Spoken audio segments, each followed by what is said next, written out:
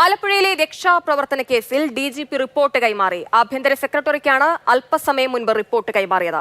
കൂടുതൽ വിവരങ്ങൾ അനന്തകൃഷ്ണൻ നൽകും. അനന്തൻ, UDF സർക്കാർ അധികാരത്തിൽ വന്നതിന് തൊട്ടു പിന്നാലെ തന്നെ തിരക്കിട്ട നടപടികളിലേക്ക് കടന്നത് ഈ നവകേരള സദസ്സിനിടെയുണ്ടായ നടപടികളിലാണ്, അതിനിടെയുണ്ടായ മർദ്ദനങ്ങളിലാണ്. ഇപ്പോഴത് അതിൽ റിപ്പോർട്ട് കൈമാറിയിരിക്കുന്നു.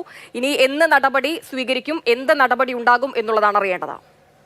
ഹിമ, ആലപ്പുഴയിൽ മുൻ മുഖ്യമന്ത്രി പിണറായി വിജയന്റെ ഗൺമാന്മാർ യൂത്ത് കോൺഗ്രസ് പ്രവർത്തകരെ മർദ്ദിച്ചതുമായി ബന്ധപ്പെട്ട രക്ഷാപ്രവർത്തനം എന്നറിയപ്പെടുന്ന കേസ് അത് അട്ടിമറിച്ചത് അന്നത്തെ ക്രമസമാധാന ചുമതലയുണ്ടായിരുന്ന ADGP MR അജിത് കുമാർ ആണ് ഇത് സംബന്ധിച്ചുള്ള പരാമർശം SITയുടെ അന്വേഷണത്തിൽ ആ റിപ്പോർട്ടിലുണ്ട് എന്നാണ് പുറത്തുവന്ന വാർത്തകൾ.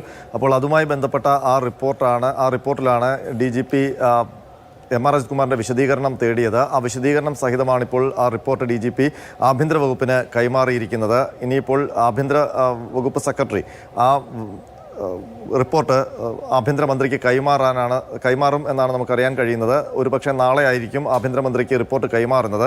ആ റിപ്പോർട്ട് ലഭിച്ചു കഴിഞ്ഞാൽ ആഭ്യന്തരമന്ത്രിയും മുഖ്യമന്ത്രിയും തമ്മിൽ ഒരു കൂടിക്കാഴ്ച നടത്തും. ആ കൂടിക്കാഴ്ചയ്ക്ക് ശേഷമാകും MR അജിത് കുമാറിനെതിരെ എന്ത് നടപടി എന്നുള്ള കാര്യത്തിൽ തീരുമാനമുണ്ടാവുക. MR അജിത് കുമാറിനെതിരെ നടപടി ഉണ്ടാകും എന്നുള്ള കാര്യത്തിൽ ഏതാണ്ട് ഉറപ്പായി കഴിഞ്ഞു. അത് ഏത് രൂപത്തിൽ, അത് സസ്പെൻഡ് ചെയ്യുന്ന നടപടിയാണോ അതല്ല വകുപ്പ് തലം അന്വേഷണമാണോ എന്നൊക്കെയുള്ളതാണ് ഇനി അറിയാനുള്ളത്. ഏതായാലും ഇത് സംബന്ധിച്ച് വിശദമായ നിയമോപദേശം അടക്കം നേടിക്കൊണ്ടാകും സർക്കാർ മുന്നോട്ട് പോവുക. കാരണം ഏതെങ്കിലും തരത്തിൽ ഈ റിപ്പോർട്ടിലെ തെളിവുകൾ അപര്യാപ്തമാണെങ്കിൽ സസ്പെൻഷൻ അടക്കമുള്ള കടുത്ത നടപടികൾ എടുത്താൽ അത് തിരിച്ചടിയായി മാറും എന്ന ഒരു കണക്കുകൂട്ടൽ സർക്കാരിനുണ്ട്. അതുകൊണ്ട് തന്നെ ആ റിപ്പോർട്ടിൻ്റെ ഉള്ളടക്കത്തിലെ ഗഹനത അനുസരിച്ചായിരിക്കും നടപടി എന്നുള്ളതാണ് സർക്കാരിൻ്റെ തീരുമാനം. ഏതായാലും മുഖ്യമന്ത്രി ആഭ്യന്തരമന്ത്രിയും തമ്മിൽ നടത്തുന്ന കൂടിക്കാഴ്ച ഇതിൽ നിർണായകമാണ്.